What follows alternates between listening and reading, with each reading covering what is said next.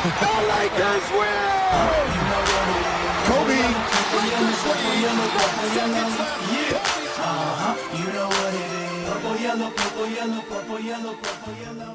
Fala galera do Lakers no ar, fãs do Lakers em todo o Brasil e fãs da NBA. É uma honra estar hoje com um dos comentaristas mais respeitados no que tange o basquete profissional e universitário e europeu. A gente recebe hoje Ricardo Bulgarelli. Fala galera do Lakers no ar, um prazer estar aqui com vocês. Obrigado Emerson pelo convite, o Rafa, o Carlos Machado, a Sabrina, todo mundo presente. É um prazer, o Vini. Prazer estar aqui com vocês, meu. Prazer é todo nosso. Buga, buga, buga, e. Buga, buga, buga, e. Buga, buga, buga, e. Buga, buga, buga, e. Vamos começar, Buga. Pode Embora falar. todo mundo aqui e todos os que vão assistir, acredito que já te conhecem, fala um pouco sobre você, um pouco de como você conheceu a NBA, qual time que você torce, como você conheceu, um pouco também sobre você pessoalmente. Então, o primeiro contato que eu tive com a NBA foi na década de 80, né, assistindo alguns jogos da Bandeirantes, também acompanhando os compactos que a TV Cultura fazia, justamente na década de rivalidade entre Boston Celtics e Los Angeles Lakers. Mas a minha paixão assim, de acompanhar, de virar um fanático, um louco, acompanhar dia a dia, como vocês hoje fazem com o Los Angeles Lakers, e eu fazia na época com toda a liga, foi assistindo um filme que o Bernard King, que na época jogava no Washington Bullets, mas ele tinha sido jogador do New York Knicks, ele participava de um filme como jogador e me chamou muita atenção o filme, porque na época era difícil a gente ver filmes de basquete com a captação de imagem com cestas de verdade. Era sempre uma coisa muito editada, e me chamou a atenção a qualidade das imagens. E aí eu bati o olho, olhei no Bernard King, eu não sabia de quem realmente ele era. Aí eu bati o olho e falei assim, puta, esse cara é jogador, achei tão legal o filme, esperei o final do filme para ver o letreiro, e aí passou o nome do Bernard King, eu falei, pô, sabia que era jogador, eu falei, pô, no dia seguinte, eu fui até um shopping em São Paulo, comprei um anuário, falei, eu vou começar a acompanhar isso aí, porque eu já gostava de basquete, óbvio, já tinha ido, por exemplo, no ginásio do Ibirapuera no começo da década de 80, em 83, mas falar assim, puta, eu vou começar a acompanhar a NBA dia a dia, olhar resultado por resultado, conhecer jogador e tal. Foi em 88 vendo esse filme aí, que é fantástico. É engraçado que é um filme que não teve muito destaque aqui no Brasil, apesar de ter passado, não sei nem o nome dele em português. Se vocês perguntarem e quiserem, eu posso... Um jogo muito louco. Provavelmente algo assim. Você sessão da tarde. É um jogo... eu não lembro o nome do filme em português. Eu sei que é a história... A história é muito maluca, a Sabrina vai gostar. Porque existe uma menina no time, ela quer jogar basquetebol, mas só que o time de meninos, então não tinha vaga, obviamente. Então o que ela fez? Ela joga com uma faixa que você põe em tornozelo para jogar bola, ela passa uma faixa nos seios para amassar os seios, e ela se passa por menino, começa a fazer voz grossa e tal, e ela joga tão bem que ela rouba um dos lugares do time. E no final do filme, ela tem que falar a real, tem que abrir o jogo, porque ela começa a se apaixonar por um dos jogadores e o jogador do lado começa a achar que é homossexual, entendeu? Porque ele também começa a gostar, se dá tão bem com o companheiro de time e ele começa a se duvidar. Ele fala assim, pô, o que será que eu tô sentindo e tal? E é um filme polêmico, com cesta de basquete e com grandes jogadores, entre eles o Bernard King. E aí as imagens de basquete são fantásticas e a trama também é legal. E a cena quando ela... acho que ela dá um beijo no cara no vestiário, o cara empurra, fica louco. Aí ela mostra, ela tira a faixa, mostra os seios pro cara, e o cara se liga e fala assim, pô, eu não tô ficando louco, eu tô apaixonado por uma mulher e ela por ele. E aí eles têm que jogar limpo com todo o time lá e falar. Eu não lembro do final do jogo, do filme, mas as cenas de basquete que foram que me chamaram a atenção. Então foi aí que eu comecei a minha paixão por basquete. Eu torço pro Portland porque nessa mesma época, assistindo um All-Star Game pela Band, o Portland tinha o Clyde Drexler.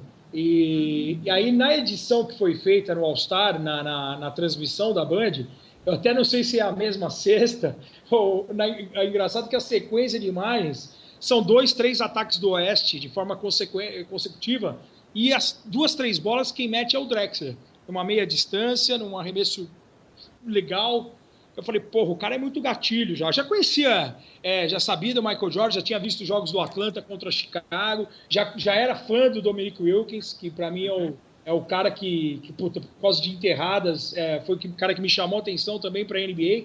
Mas eu falei, porra, o cara é muito gatilho. E depois eu vi o Drexler também, enterrava e tal. Eu falei, porra, o cara deve ser um jogador completo. Gostei do uniforme também. Eu falei, pô, eu vou de Portland. E depois, se aprofundando, sabendo que o Sabonis, que é um dos meus maiores ídolos, e o Petrovic, os dois, né? O Sabonis draftado em Portland e o Petrovic também já jogava em Portland nessa época. Eu falei, pô, não tem como não torcer pro Portland. Se os dois maiores jogadores de basquete que eu vi jogar, os dois podem jogar, um já joga e o outro pode jogar em Portland, não tem como não torcer pro Portland. Então foi aí que surgiu a minha paixão pelo Portland e desde cedo, para a alegria de vocês, uma grande rivalidade com o Lakers, né? Uhum. Buga, buga, buga, e. Buga, buga, buga, e. Buga, buga, buga, e. Buga, buga, buga, e. Você é de onde a gente conhece como old school do basquete, né?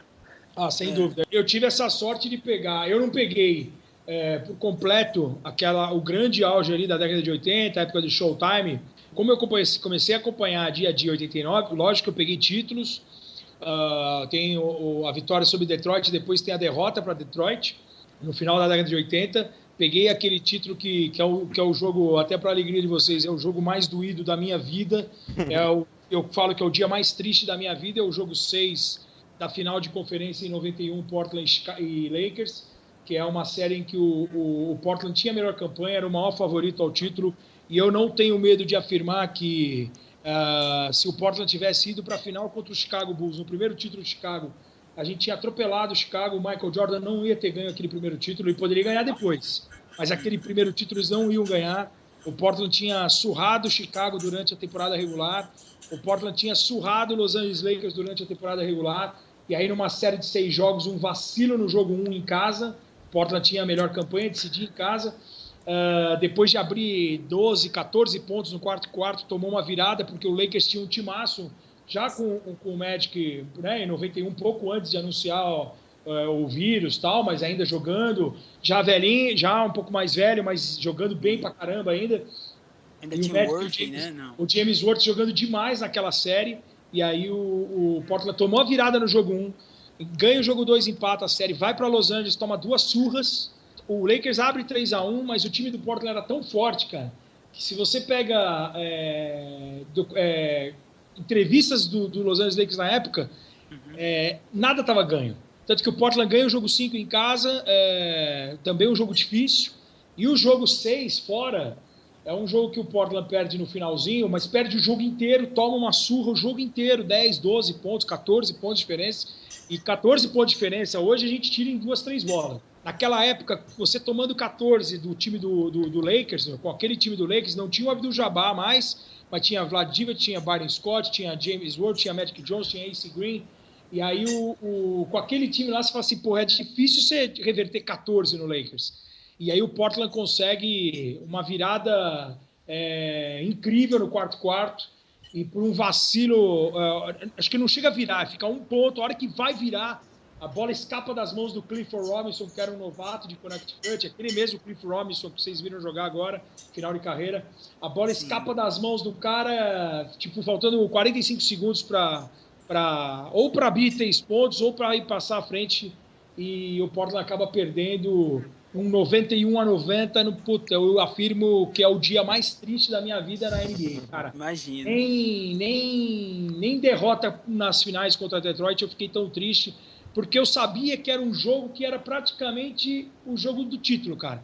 Por toda a rivalidade que existia, eu lembro de ter um jogo gravado nessa temporada regular, que passou na Bandeirantes, em VT, quando o Portland conseguiu o título do Pacífico e conseguiu a melhor campanha. Foi um jogo ganhando do Lakers. E esse jogo eu tenho gravado até hoje em VHS, e é um jogo que você fala, pô, a gente marcou território, sabe?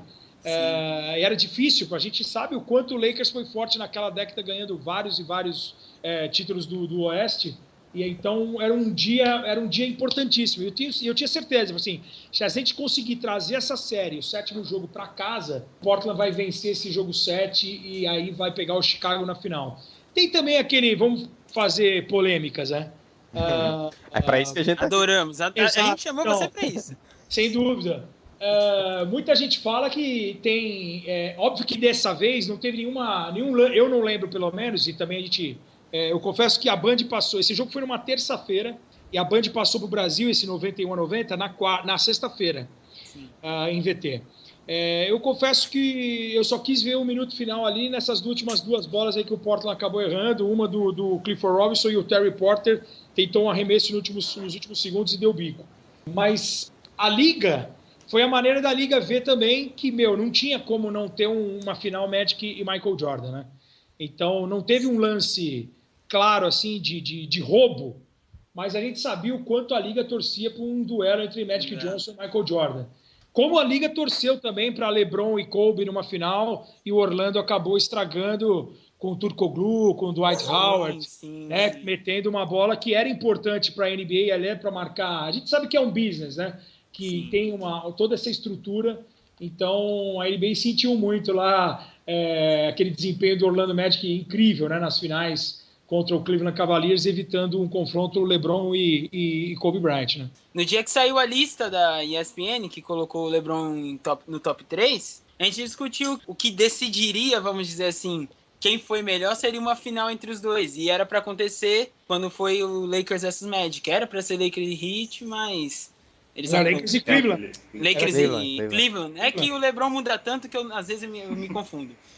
Era para ser Lakers e Cleveland, mas acabou não acontecendo.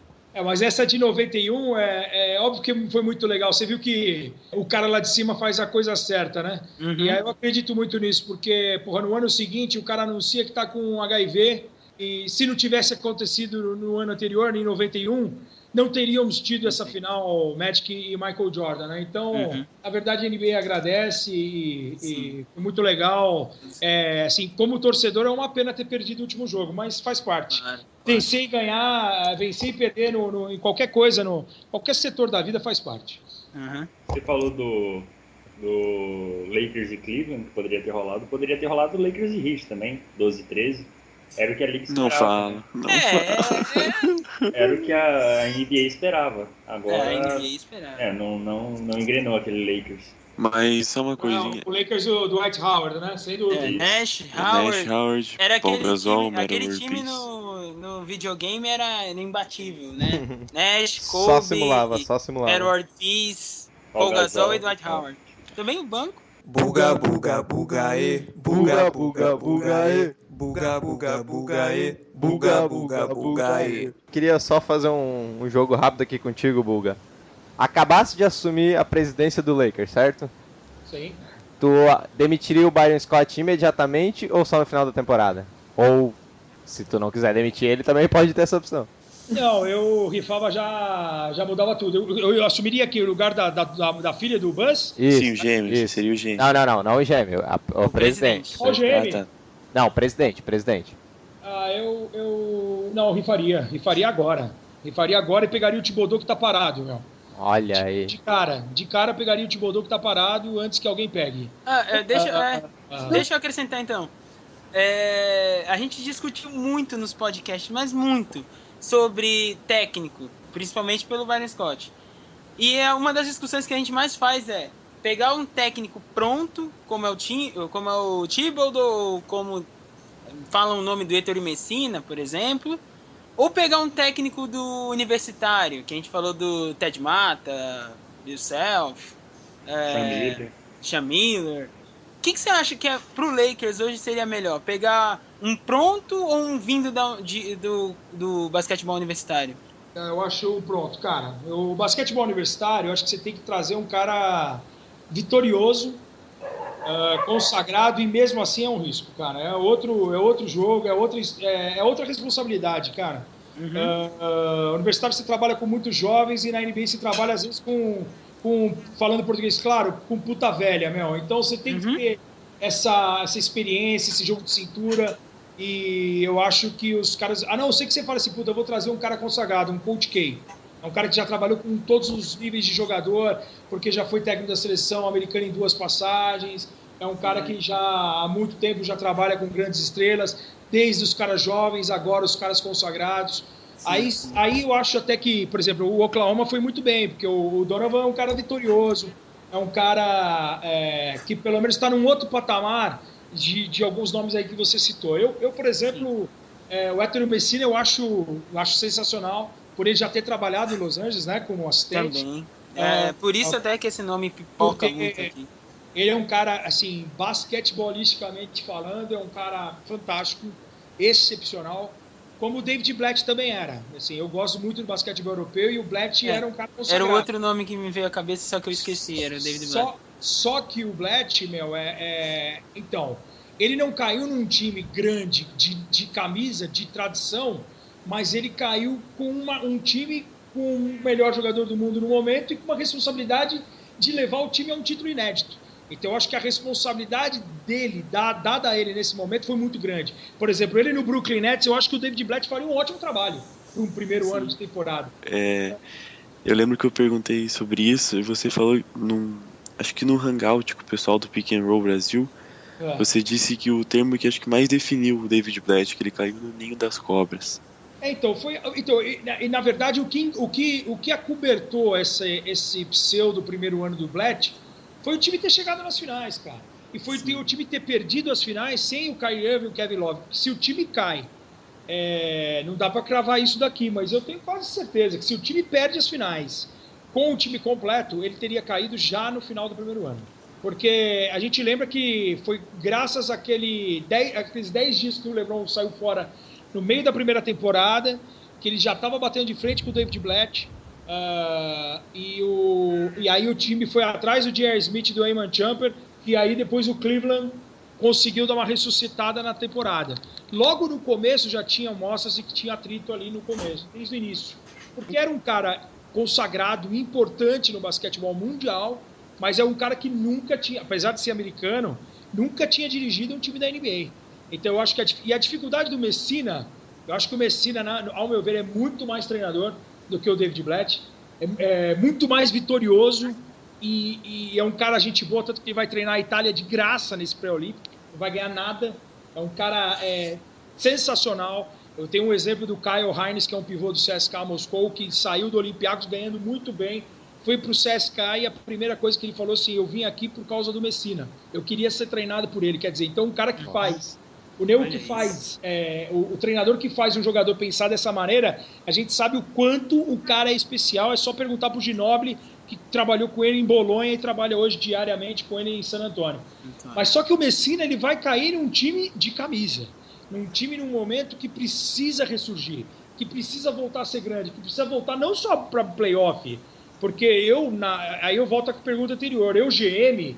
do Lakers, eu não posso pensar em voltar no playoff, eu tenho que pensar em ganhar título, cara. Eu falei isso já. Tem que pensar em ser grande, e se é pra voltar de vez. Então entendeu? Você iria de Thibodeau? Eu ia de Thibodeau até pra poder dar um choque de transformação, né? Porque cá entre nós, vocês estão vindo de uma sequência aí disgusting, né, meu? Sim. Com Mike D'Antoni, Mike Brown, com Byron Scott, com 3 Mike caras... Brown nem conta, né? Eu respeito quem gosta do Mike D'Antoni, mas eu acho um absurdo, eu acho ele fraquíssimo. Teve resultado, como a gente sabe, o esporte vive de resultado. Mas, não via ele como treinador é um cara que não tem carisma. Eu vou te dar um exemplo, o Fred Hoiberg.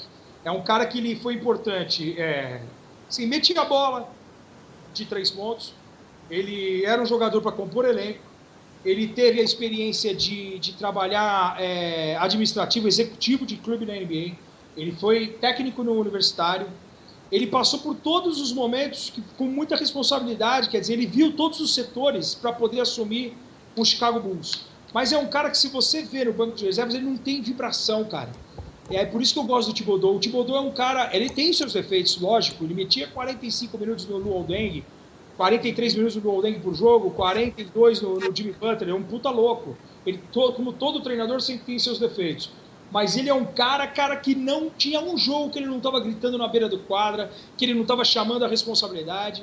E por isso que é um cara que é um choque de realidade numa franquia do tamanho da de vocês. Então, porque o isso Byron Scott é a coisa que ele não faz. Isso, eu ia dizer isso. Isso é uma coisa que a gente... Do 1 minuto a 48, ele fica com aquela cara de boneco de cera. A gente comenta isso direto, que ele não tem postura de técnico, ele não tem mão firme, ele não tem... É absurda a postura que ele fica no canto da quadra ali, não importa a situação do jogo, uma vitória, uma... Então, Carlos, eu acho que o que pode desmentir a gente, por exemplo, é o dia a dia, né? Eu não sei se no dia a dia o Højbjerg cobra os caras, chama os caras, a gente não vê, eu não costumo ficar fuçando vídeo de treinamento das equipes e tal para saber esse dia a dia. Sim. Mas a gente tem, pelo retrospecto, os jogos. E você tem toda a razão, o Byron Scott é um cara que ele não muda o semblante se o time está perdendo de 10 ou ganhando de 20. Ele continua a mesma coisa. Agora, a não ser que você tenha 2, 3 assistentes, que façam esse tipo de coisa para você. Óbvio que o cara pode ser tímido, o cara pode ser meio travado e tal, mas um cara que tem a história que ele tem com o Lakers, de ter feito parte de um time multicampeão, o cara tinha no mínimo que chamar atenção. Eu não sei se ele não se sente à vontade, ou o cara também sabe que... ou já avisaram o cara e a gente não sabe, acabou o ano, você tá fora... porque eu ouvi também dizer que tem uma multa razoável, né? Sim. Então, saiu hoje que o Lakers ainda não se decidiu se vai manter ou não o Byron Scott para a próxima temporada. Isso aí, acho que é só rumor. Hoje. Não, também acho que é só um rumor para esfriar e no final da temporada ele fica até o sorteio, dá a pick 1 pra gente e vai embora. É o que eu tô esperando. Buga, buga, buga, e. Buga, buga, buga, e. Buga, buga, buga, e. Buga, buga, buga, e.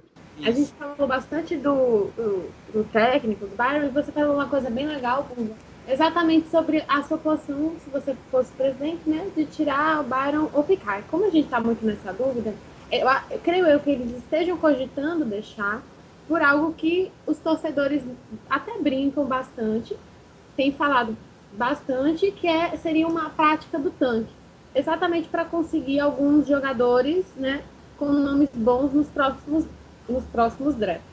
Aí eu queria saber o que você acha se você acha que essa prática realmente esteja acontecendo agora no Lakers e se você acha que ela é necessária na NBA para dar uma certa equilibrada nos times? Exatamente. Se você é a favor dessa prática do tanque. Olha, a favor eu não sou, eu acho absurdo um esporte de alto rendimento, você entrar em quadra para perder o jogo, para poder falar, eu vou perder para pegar um do draft. Eu acho um absurdo, mas a gente sabe que isso acontece. Já aconteceu com o San Antonio, quando o David Robinson se machucou e o time começou a perder para pegar o Tim Duncan. O próprio Cleveland, não sei se foi o GM na época do Cleveland, entrou no vestiário e falou, nós vamos ter que perder todos os jogos a partir de agora, porque a gente tem que pegar o LeBron no ano que vem, é um cara de Ohio, é um cara daqui, é o futuro da franquia. A gente sabe que acontece muito, Sabrina, mas eu acho um absurdo, cara. Eu não sei se eu conseguiria ser jogador profissional. Você fala, Buga, tudo bem, se eu ganhasse 20 milhões de dólares por ano, você fala, cada um tem seu preço, lógico. Fala, mas eu era capaz de ser conivente com uma vez só. Eu tenho um amigo que ele fala uma frase assim, se você é para se vender, cara, você tem que se vender por uma grana que você nunca mais precise olhar para a cara da pessoa. Então, que seja isso. Eu se eu fosse jogador, acho que o cara fala assim, Buga, 20 milhões de dólares, nós vamos ter que entregar esse jogo. Beleza, eu pego esses 20 milhões de dólares e paro de jogar no dia seguinte, cara. Porque eu não ia conseguir conviver, olhar para as pessoas, o cara que pagou o ingresso, o cara que comprou o Season Pass, ou o cara que está torcendo, ou o cara que escreve do outro lado do mundo sobre o meu time, saber que eu estou entrando em quadra para perder. Eu acho, Sabrina, um absurdo isso. Mas é uma maneira que o time está vendo de tentar se reerguer. Mas eu acho que... o que você... Vamos pensar com a cabeça de um cara que vai ser free agent, de um Kevin Durant, por exemplo. Eu vou para o Los Angeles Lakers com o Thibodeau ou com o Byron Scott? Entendeu? O treinador tem que pesar nesse momento. Então, por isso que eu acho que o momento é de rifar o cara, Porque você já está difícil com o 9 Lakers, com a estrutura, com a história, com o Kobe lá nos últimos anos. Já foi difícil trazer algum nome importante, por mais que alguém possa falar, ninguém quer jogar com o Kobe porque o Kobe é fominha, porque é o time do Kobe. Pô, eu duvido que o Kobe já no final de carreira, esses últimos 2 anos aqui, 3 anos que sejam, falasse assim, pô, vai vir o Kevin Durant aqui, meu. Ah, você pode ter a última bola, Kobe, beleza, tal, mas pô, você não. Eu duvido que o Kobe não ia ter uma injeção de ânimo de falar, puta, eu quero jogar num time vencedor. Eu duvido que esse ano esteja sendo legal para ele. Falar, ó, Kobe, você tá encerrando, nós estamos fazendo uma super turnê, tá super legal. Concordo, acho que está sendo histórico, inesquecível, tanto que o Shaq falou que, pô, se arrepende e gostaria de ter tido isso. Eu nunca tinha visto uma turnê dessa. De aposentadoria, do respeito que por um ídolo de um time. Isso só acontece nos Estados Unidos, porque aqui no Brasil o cara ia ser vaiado em todos os estádios. Nossa, nem fale. Então eu acho que, pô, eu duvido, cara, que o Kobe, a gente vai se colocar no lugar do Kobe Bryant hoje. O cara vai lá jogar sexta-feira contra alguém, que eu não sei o schedule de cor. Puta, o Lakers vai jogar, vamos imaginar, contra o Sacramento. E aí você vai entrar no vestiário e você vai olhar para aquela molecada que tem toda a vida pela frente do basquetebol ainda. E aí você fala assim, puta, eu vou jogar aqui 15, 20 minutos, vou tentar fazer uns 12, 14, 16 pontos e nós vamos perder o jogo, cara. Porra, não dá, meu. Eu juro pra você, não dá. E o cara também não pode... Eu imagino um cara com a mentalidade vencedora do Kobe dele, tem que passar por isso. Nossa, eu acho que o time, eu acho que o time não tá tancando, cara. Eu acho que o time tá vivendo um péssimo momento fora da quadra, tá vivendo um péssimo momento dentro de quadra, como vocês citaram antes de começar a gravação. Pô, um time que tem o Robert Sacre, que é um cara que não podia vestir nunca a camisa do Lakers, na boa. Nunca. Pode. Você entendeu? Não pode, cara. Então, você tem que pensar grande, você tem que falar, é melhor abrir mão do cara do que você manter um cara desse com o uniforme do Lakers, por exemplo, entendeu? Porra, pra que dá um contrato pro Metal World Peace? Por que garante uma das vagas pro cara se não bota o cara pra jogar, meu? Se o cara tá lá, tudo bem, ele pode estar sendo importante. Vamos falar, alguém. Aí eu já emendo o Minnesota junto. Trouxeram o Garnett, o André Miller e o Tayshaun Prince. O Prince tá roubando, tá sendo titular, mas não tá jogando absolutamente nada, não é o mesmo Prince de anos atrás, o cara tá bem final de carreira.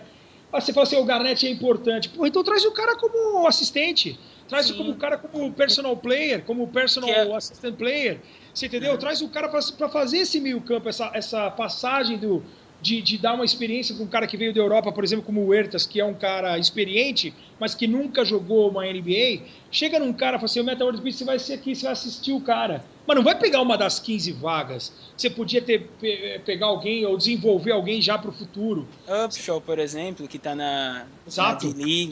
Upshaw, né? Então, o Upshaw. O Vanderblue, e que outra. tá na D-League, que está arrebentando. Nesse sentido aí de tu ter falado, que eu achei bem interessante, do time não tá tancando, só tá num momento ruim, mas o que eu observo até em vários times, não só no Lakers, é que quem tá tancando, na verdade, é a diretoria, justamente para não fazer esse contato direto com o elenco, eu acredito. O Philadelphia não tá tancando, mas a diretoria joga contra, né? Então, exatamente. Porque, cara, é decisão errada atrás de decisão errada atrás de decisão errada. Não é possível que não seja de propósito. Philadelphia é o mestre em decisão errada. Mas se você perguntar para os torcedores lá, e os caras estão felizes com o GM, cara. Né? Acho que é o Sam Presti, né? Lá. Então, não tem porquê, velho. Eu juro que... na minha cabeça não entra também. Eu não sei se eles chegam desse jeito, Carlos. Pô, gente, hoje, lembrando que meia horinha antes de começar o jogo, o cara vai no vestiário e fala, lembrando hoje que nós temos que perder. Agora, o Philadelphia abrir 25 pontos por jogo e no final do jogo perder é no mínimo discutível. No caso de Philadelphia, já foram 6, 7 jogos esse ano contra time bom. O Lakers é realmente o time rende muito abaixo do esperado. Muito abaixo. E aí esse negócio de tanque também é perigoso, porque daí envolve um negócio chamado aposta, né? Que os americanos, como já teve escândalo em tênis recente, é perigoso, porque você começa a desconfiar do jogo, né? Fala assim, pô, se o time tá tancando, será que os caras vão entregar já de cara?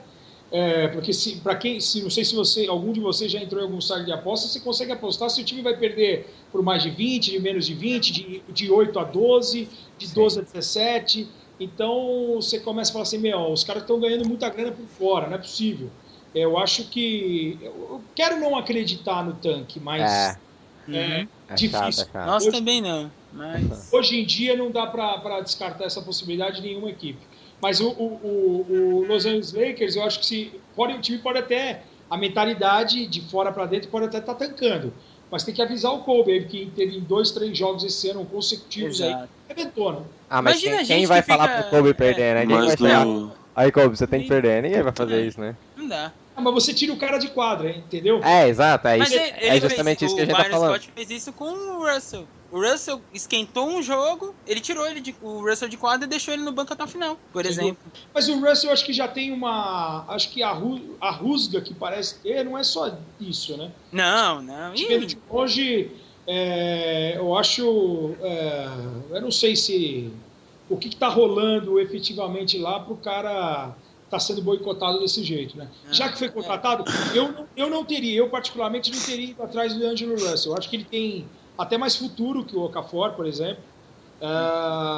Mas eu teria ido atrás do Okafor pela necessidade. A gente também não sabia como o Julius Randle ia voltar depois de uma lesão. Com confiança, se o cara ia voltar jogando bem ou não.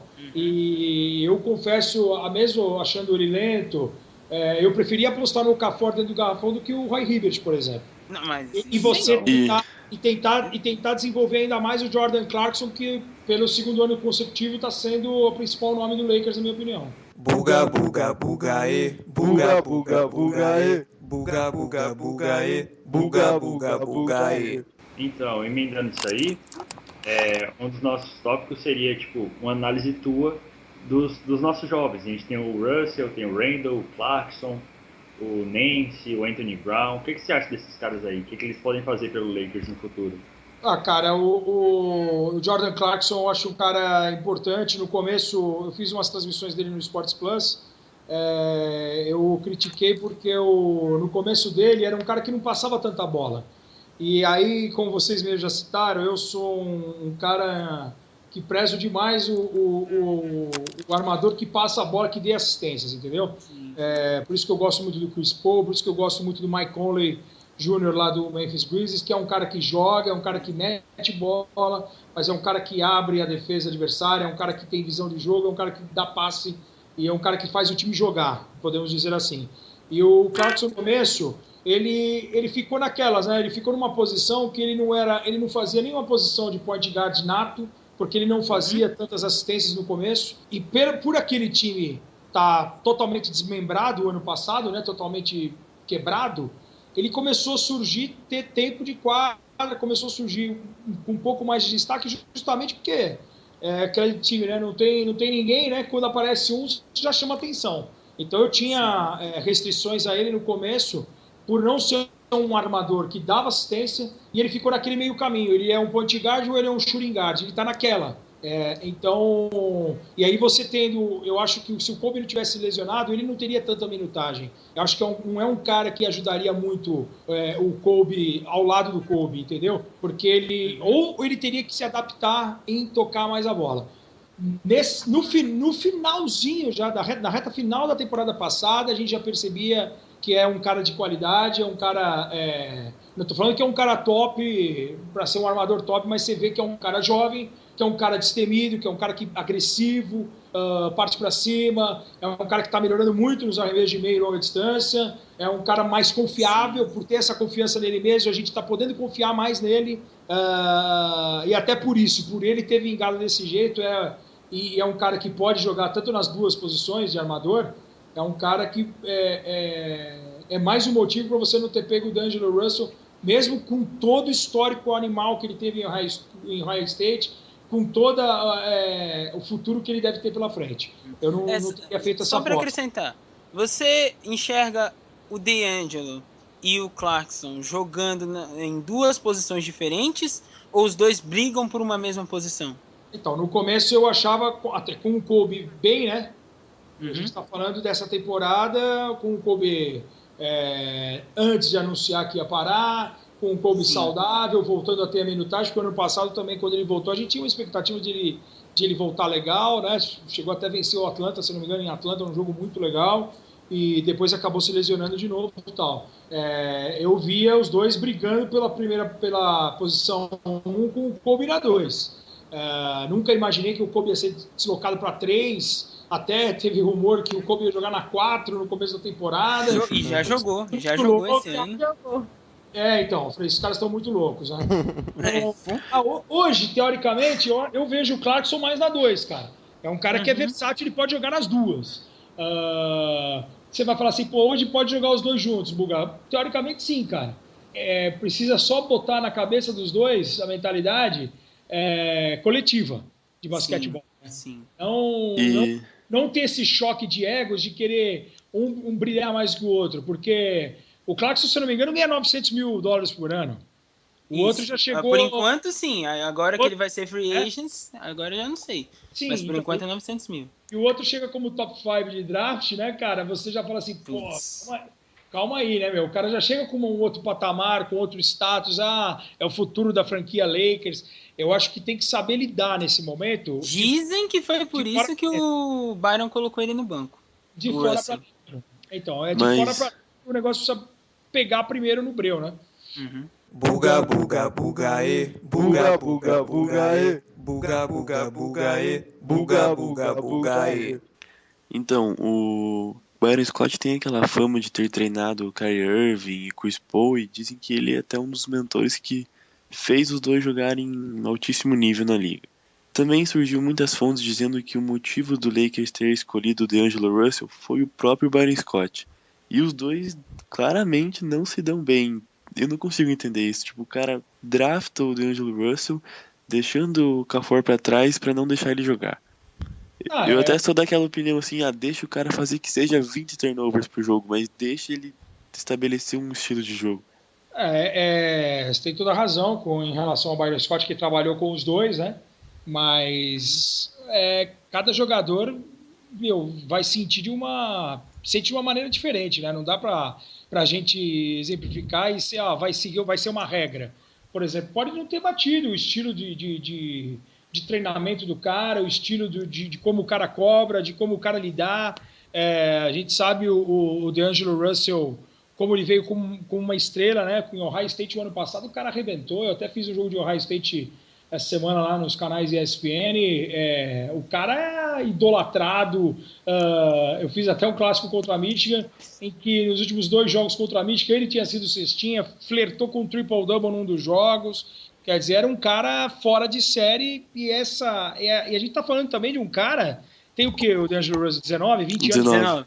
Então, quer dizer, o cara tem que amadurecer também, é uma responsabilidade. O cara tá jogando no Lakers, o cara tá jogando ao lado do Kobe, o Kobe já chamou a atenção dele. Eu lembro do Kobe ter falado que num dos jogos o time perdeu e ele tava tranquilo, dando risada. Ele e o Randall. Então, tá muito... É uma temporada, cara, que a gente não dá pra crucificar um moleque, é o que você falou. Deixa ele cometer 20 turnovers, mas não dá pra falar pro moleque, o time é seu já, entendeu? A gente não sabe como que é a cabeça de um cara de 20 anos, se o cara não tá deslumbrado em Los Angeles, na Califórnia. A gente imagina aqui, né? Nós todos aqui temos 19, 20. Sendo assediado, sim, então. Vocês estão nessa base aí de 17, 20, 22, 23. Imagina a gente em Los Angeles, meu Deus. Ganhando uma grana, já sendo reconhecido nas ruas, sendo o grande nome de uma franquia com peso que tem o Lakers, jogando com o Kobe Bryant, que pode ter sido o ídolo do cara, numa temporada especial. Então é complicado, cara. Eu acho que você pode largar um pouco e tem que segurar um pouco. Ainda chega num clima de bagunça da franquia. A gente não sabe, exatamente. Eu não sei se o quanto o Byron Scott é culpado nesse caso com o cara. A gente vendo de fora, eu daria mais tempo pro moleque. Como o Emerson falou, teve jogo que ele tava arrebentando, o cara sacou ele e deixou o cara nos últimos 6 minutos no banco. Concordo, acho um absurdo. Eu acho que o cara tem que aproveitar o momento e ele vai crescer perdendo e ganhando jogos e estando em quadro nos momentos importantes quando se define as partidas. Isso é uma maneira de ajudar o cara a amadurecer. Como eu também acho um absurdo o cara dar risada perdendo um jogo no vestiário, sendo que o outro cara tem quase 40 anos, 20 anos de liga, é um dos caras mais vitoriosos da história, e o cara se matando lá e cobrando o cara, tendo uma outra atitude, entendeu? Já que draftou, não tem como voltar. tem que trabalhar o cara da melhor maneira possível. Eu concordo. Se achar daqui 2, 3 anos, que realmente não serve, não foi o cara, não serve pro Lakers, é bagunceiro fora de quadra, porra louca, tem todos os problemas, é um cara difícil de lidar, rico, o cara tenta fazer um trade que você possa ganhar alguma coisa, porque não dá. Agora que já foi feito, né, tem que apostar no moleque. Pelo menos 1, 2 anos você tem que apostar no moleque. Ou jogar as claras, falar assim, não tá dando certo por isso. A gente sabe que existe jogador que só joga na mão de algum técnico, né? O cara faz corpo mole, mas eu duvido que o moleque de 19 anos nos Lakers, se o cara não tiver motivado para jogar nos Lakers, na Califórnia, num time campeão, cara, o cara não serve, Aí Foi bem isso que o James Worth falou. Pode pegar a mochila e ir embora pra casa, Porque se o cara... Tanto que o Okafor tinha essa motivação, ele tava vislumbrando estar no Lakers de qualquer jeito. Você lembra que o Okafor, quando pegou a camisa do Philadelphia na apresentação, ele larga a camisa, né? Sim. Que curiosamente é o que o Ben Simmons tá fazendo. O Joel Embiid também, na hora que foi draftado. O Embiid, esse aí, eu acho que já é um caso meio perdido, porque a gente é o medo que a gente tem do novo Greg Oden, o Greg Oden da vida. Ainda mais pra você que é torcedor do Greg Portland. Oden tem um azar, o Embiid me parecia ser um cara vagabundo, né? Perdão da palavra. Não, isso. Durante os treinamentos, em vez do cara ir treinar e ir pra fisioterapia, o cara tava de boa, postando brincadeiras no Twitter. O Greg Oden, pelo menos, era um cara que trabalhava sério, era um cara que ganhou a vida toda no high school e também em Ohio State. É um cara que, se não me engano, tinha perdido 8 jogos em toda a sua carreira de high school e universitário. E vocês que são fãs do Los Angeles Lakers, que tem o Shaq aí, obviamente, como um dos ídolos, já que pela faixa etária de vocês aí, apesar de não terem visto tanto o Shaq naquele campeonato, o Greg Oden tem alguns vídeos dele no YouTube, imagens dele no high school, que ele era comparado ao Shaquille O'Neal, cara. Ele ia ser um dos caras mais dominantes da história. Infelizmente deu azar com 2, 3 lesões seguidas seríssimas, e aí o cara não consegue voltar, aí não tem confiança, aí fica sempre aquela dúvida, os caras olham, será que esse cara vai ou não vai? Entendeu? E aí você ficar 3 anos sem jogar em alto nível, ou só treinando, o cara tem que ter uma cabeça, tem que ter um suporte, pelo que a gente falava fora do ar em relação ao meinse, por exemplo. Se você não tem um suporte familiar, o cara pira. Você lembra que ele chegou a postar a foto pelado do membro dele, o membro peniano dele com a namorada? Nossa. O cara fica sem fazer nada, sem treinar, começa a encher a cabeça de bobagem e faz merda, né?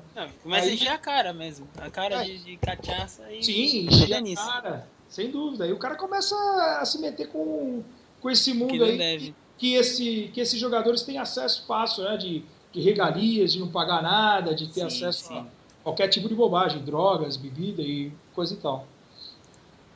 Buga, buga, buga, buga, buga, buga, buga, buga, buga, buga, buga, buga. Então, tem mais 2 coisinhas aqui que...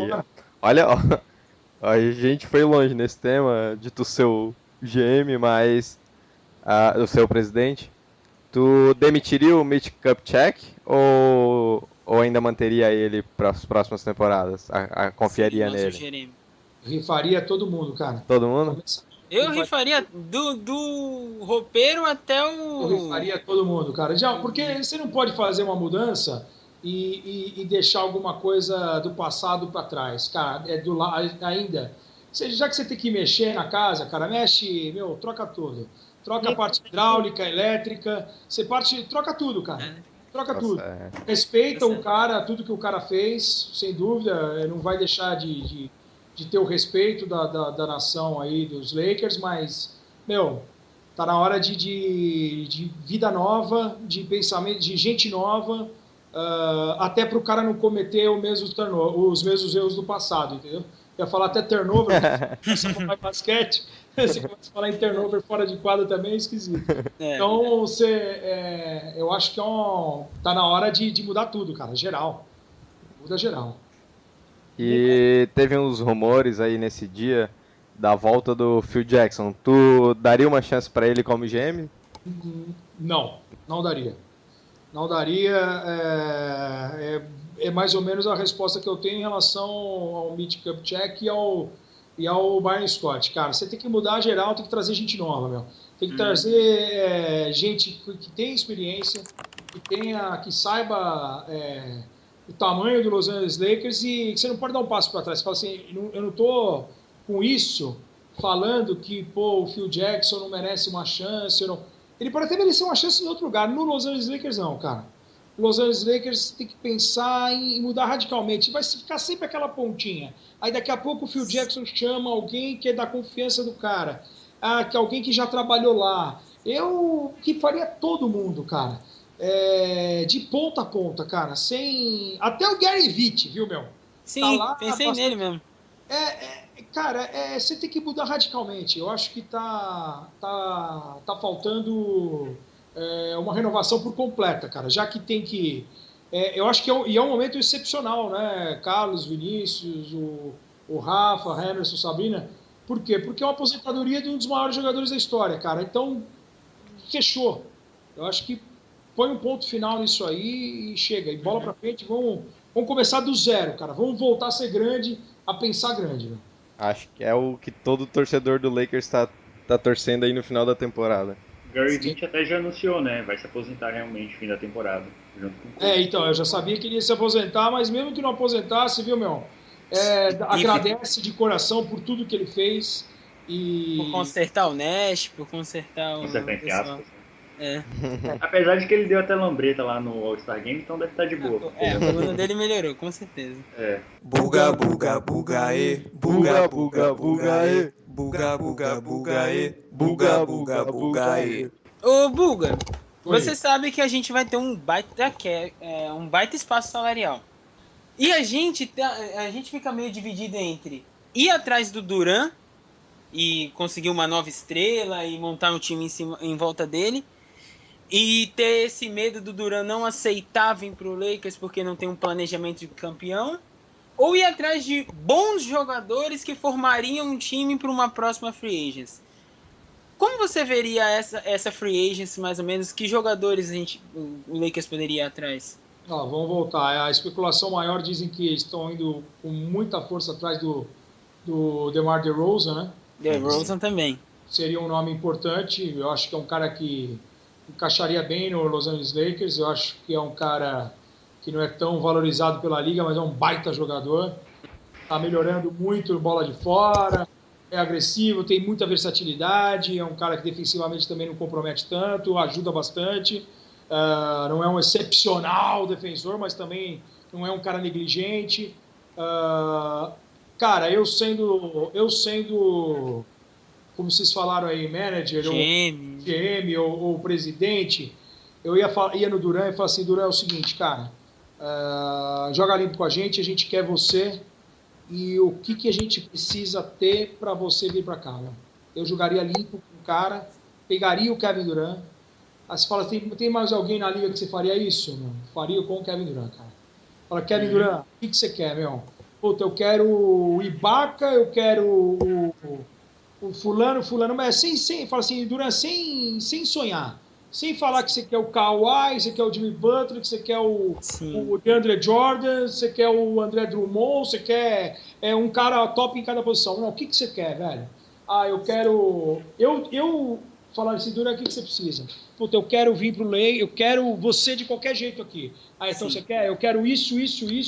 Eu jogaria pro cara, daria essa possibilidade. Se ele falasse assim, puta, não quero, não tem condição, o que eu quero vocês não podem me dar, aí eu começo a ir atrás de jogadores, ou até dar uma cartada pro cara, fala, Durant, DeRozan e mais alguém, por exemplo, ou algum cara de uma outra posição, e falasse assim pros caras, vamos fazer um contrato curto para ser campeão. Um ano. O de um ano, por exemplo, como o Rajon Rondo fez em Sacramento.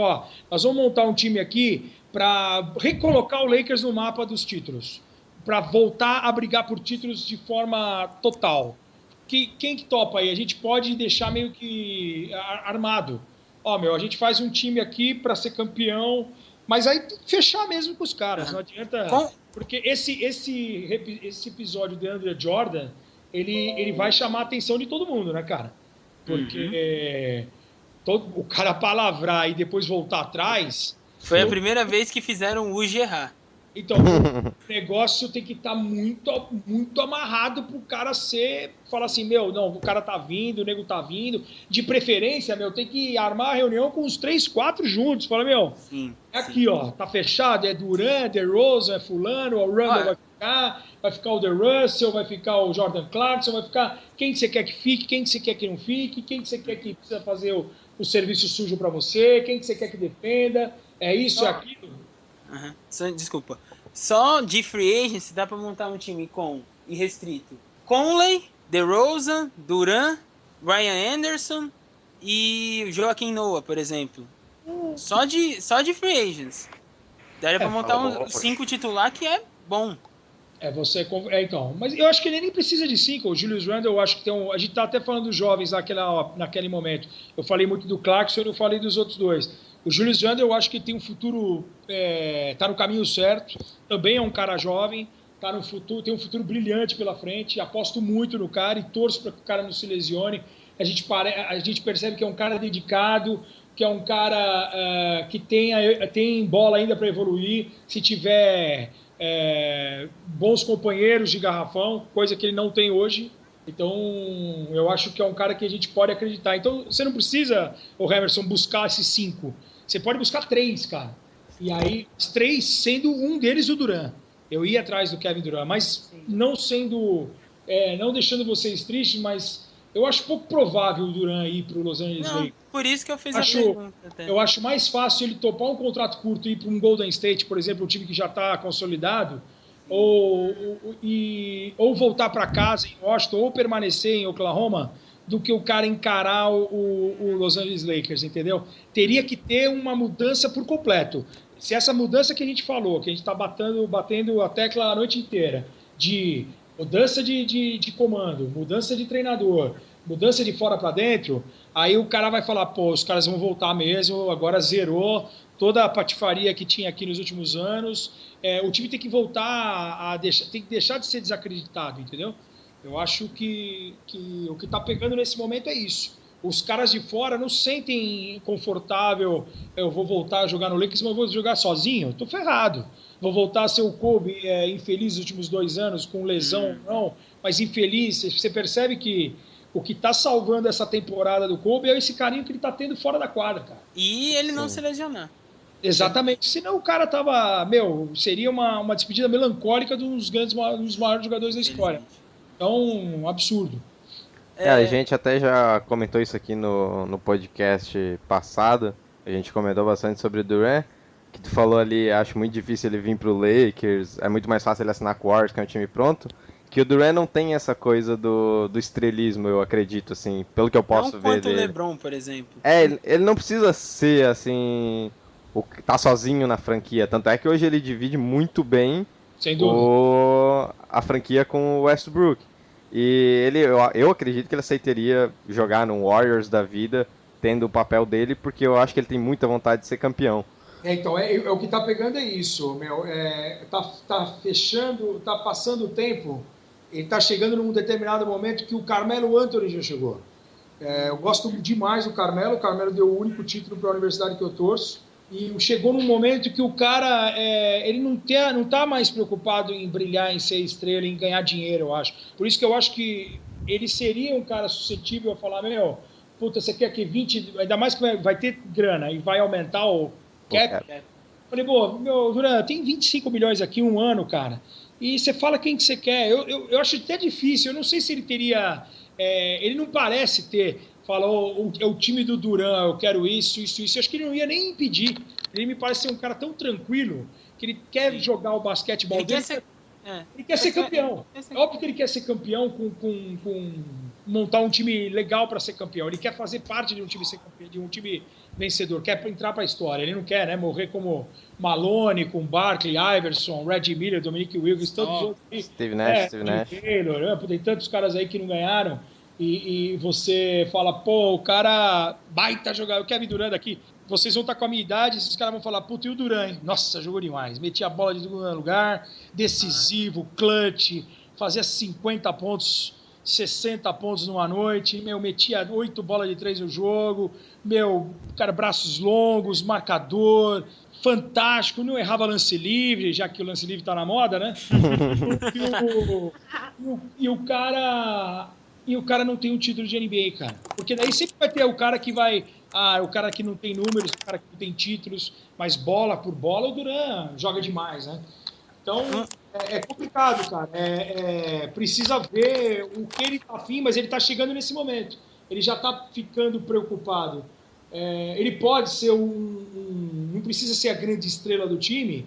Ele tá sabendo, como você destacou aí, Carlos, acho que foi o Carlos, né, que destacou? Isso. Ele tá sabendo dividir as atenções com o Russell Westbrook, até por conta do histórico de lesão que ele teve. Ele viu que o Westbrook era um cara confiável, né? Ele falou assim, porra, dá pra confiar no moleque, que o moleque segurou a bronca aí, meu. Entendeu? E mesmo no ano passado, porra, quase que o cara conseguiu levar o time aos playoffs, meu, e fazendo uma temporada digna de MVP, né? Então, eu acho que ele tá com mais confiança nos companheiros, por isso que o Thunder também tá onde tá, meu. Porque teve uma mudança de treinador, eu acho até que o time ficou muito tempo nas mãos do Scott Brooks, que acho que não perdeu o controle do time. Eu acho que poderia ter mudado o treinador antes das lesões do Kevin Durant, né? Acabou calhando uma coisa junto com a outra. Buga, buga, buga, buga, buga, buga, buga, buga, buga, buga, buga, buga. Eu vou roubar uma pergunta do Masca, que o Masca sempre faz essa pergunta. E bate pronto, Buga. Pode falar. Quem é mais fácil vir pro Lakers, LeBron ou Durant? Ai, cara. Putz, apesar os dois são free agents. Sim, apesar de... Mas o LeBron, ele só vem com o time montado, né, cara? Não, mas ele pode montar o time. Ele sim, é um cara que você pode... Ele chega e fala, eu quero ele. Se você pensar por esse lado, o LeBron é mais fácil vir. Porque ele vai atrair... Não que as pessoas não queiram jogar do lado do Kevin Durant, mas é porque o Durant não tem esse perfil de chamar os caras, né? Ele parece ser um cara mais concentrado no jogo. O Durant não é paneleiro. Ele não é paneleiro, o termo é esse. Mas eu não sei também se eu te falo assim, o LeBron ele iria para Los Angeles para substituir o Kobe, cara. Eu acho que é muita responsabilidade. Substituir no quesito, entrar no ano... Independente se seja Durant, seja LeBron, o cara que for o grande nome do Los Angeles Lakers no ano que vem, ele vai ter uma responsabilidade. Sim. Praticamente, não quero comparar, o torcedor até ficou bravo um dia que a gente fez lá na ESPN. Não é comparar, mas eu estou mostrando pela importância do cara que é torcedor. O Rogério Ceni no São Paulo, por exemplo. O goleiro que está substituindo o cara aqui... Tem dois São Paulinos aqui, então eles podem falar sobre o assunto. Está numa roubada tremenda, cara. Entendeu? Então, o cara que for substituir o LeBron, o Kobe Bryant no Los Angeles Lakers, ele vai estar sempre com aquela comparação. Mano, o Kobe fazia isso. O Kobe botou o time nas costas e fez isso. O Kobe fez aquilo. O Kobe fez aquilo outro. O Kobe fez o cara jogar, fez o fulano jogar, fez o nego marcar, e metia a bola decisiva. Então, eu não sei se... Quem que, vamos falar o português claro, quem que vai ter culhão para assumir uma responsabilidade dessa, cara? Botaram acho que isso na cabeça do DeAngelo. Ele falou, você é o cara que vai substituir o Kobe. Imagina a pressão. Sim, mas eu acho que até por isso o moleque tá se achando já pra caramba com 19 anos. Eu acho que por aqui ser ele. Eu acho que é até mais fácil você botar uma responsabilidade dessa num moleque do que num figurão, porque o figurão não vai querer aceitar. Então, a não ser que venha com um time montado realmente. Dessa vez eu acho difícil o LeBron sair de Cleveland, porque ele vai, porque mesmo sendo tudo que ele falou da saída dele de Miami vai por terra, seria um absurdo. Então ele vai ficar em Cleveland, cara, mesmo que seja renovando por um ano, até levar o time até ganhar. Então ele vai fazer a panela dele em Cleveland até ele ganhar, entendeu? Se for esse ano, você fala assim, puta, Guga, se Cleveland for esse ano campeão, aí sim eu não duvido dele ir para Los Angeles ou ir até para Nova York, porque se eu fosse ele, porque antes de ressuscitar o Lakers, eu ia para o Knicks, porque se um cara, eu pensando como jornalista e pensando como um analista de NBA, se eu sou um jogador top hoje O cara que vai para Nova York e consegue levar o time com uma torcida fantástica, com uma cidade que para mim é a capital do mundo. Você recolocar o time a um título depois de 40 anos, o título, cara, que tem em Nova York, a repercussão que vai ter desse vai cara... Vai ficar no lugar da Estátua da Liberdade. Vamos tirar ela e vamos colocar o cara. Prática, não chega tanto. A comparação é boa. A comparação é boa. Vou até começar a usar isso na transmissão quando a gente... Opa! Dando os créditos, a gente recebe. Fica tranquilo. Mas eu vou falar uma coisa pra você, cara. O título vai ter um peso monstruoso. Tanto que quando teve a primeira dúvida lá, que se ele ia para Miami, se ele ia para Chicago, se ele ia para Cleveland, ficaria em Cleveland, quando ele foi para Miami, eu na minha cabeça eu teria ido para Nova York, cara. Porque eu falei, bom, o cara não tinha título. O cara tem título. E a imprensa de Nova York, do jeito que ela é, e por a importância que tem, pela torcida que tem os Knicks, pela tradição que tem, pelo time que tem, o cara ser campeão em Nova York, meu, é algo estrondoso, cara.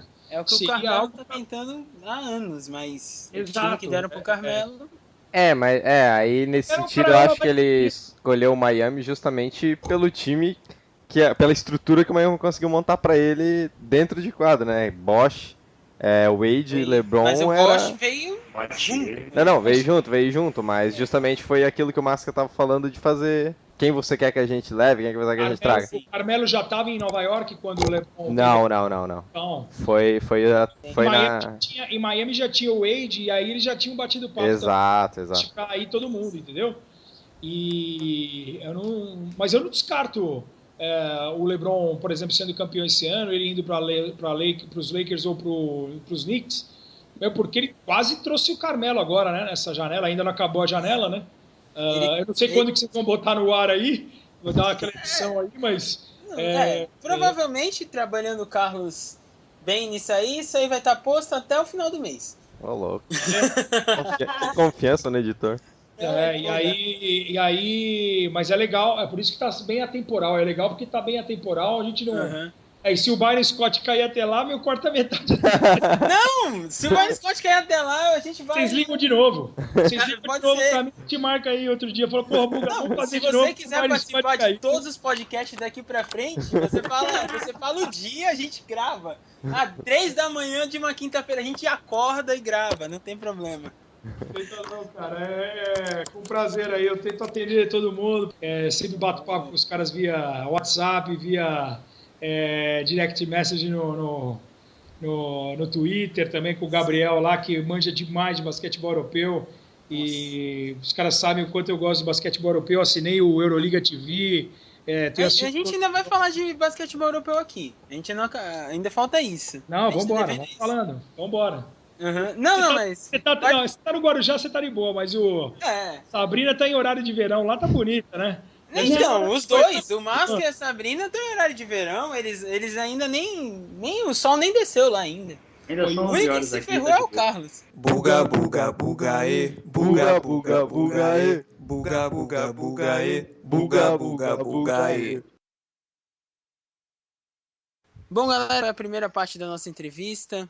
Espero que vocês tenham gostado. Não esqueçam de seguir o Twitter do Lakers no ar. Lá sempre vão ter notícias sobre o Lakers, cobertura ao vivo dos jogos, muita coisa que seja off-topic ou que vocês quiserem, enquetes sobre coisas que vão acontecer no podcast. Se inscrevam no canal e deem like no vídeo, que isso é muito importante para continuar trazendo conteúdo de qualidade. E nas próximas semanas a gente vai trazer as próximas partes da entrevista com o Bugarelli. Como vocês perceberam nesse primeiro, é uma entrevista top de linha. Muito obrigado por todos que assistiram até agora. Valeu, até a próxima. Tchau. Tchau.